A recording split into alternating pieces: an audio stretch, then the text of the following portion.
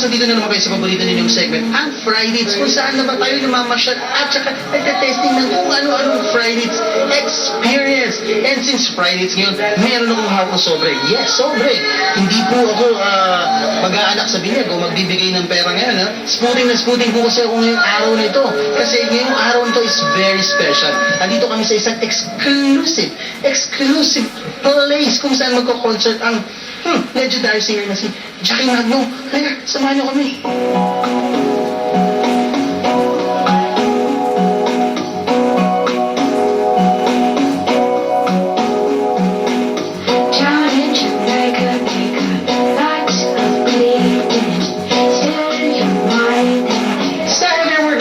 Traffic na rin na ating na-experience everyday. Abay, perfect na once in a while ay inaaliw natin ang ating mga sarili. At alam mo ba, dito sa Quezon City, yan ang game ng isang grupo ang mag-bonding, mag-relax at magkantahan.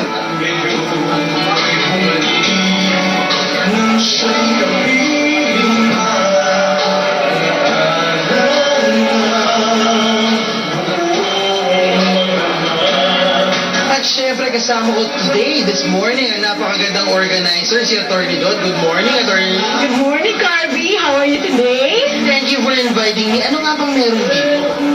Well, meron kami every first Friday of the month na featured artist dito sa Celebrity Club. And for tonight, we have no less than the best or one of the best jazz singers in the country, si Miss Jackie Magno. Ganito ang kanilang ginagawa. Every first Friday of the month, kanilang advocacy na, meron silang bonding. At mga klase mga performers na nagpa-perform dito, meron dito mga singers from iba't ibang klase school, Ateneo, Lasal, UP, yung ibang mga taga dito lang in the area. Panoorin natin. Calling for Bukod sa kantaan, meron din silang poetry readings. hovering around carcasses long enough to be trapped in folklores and traditions as omens. See how they perch on branches, observing the ground, watching men fall down before their feast. In December 2, 1899, Peyton March and Gregorio del Pilar had sung the song for the murderous feast with a cacophony of guns, played by an orchestra of 300 American men and 60 Filipino soldiers, staged with barricades and trenches that would be known as the Battle of Tiranbas. Kaya mo ba yun? Bongga!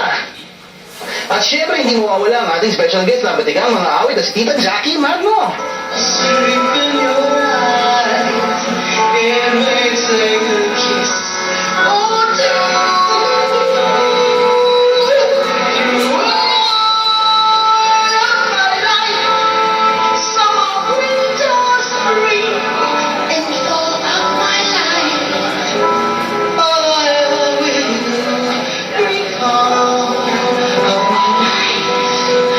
It's all of my life for you.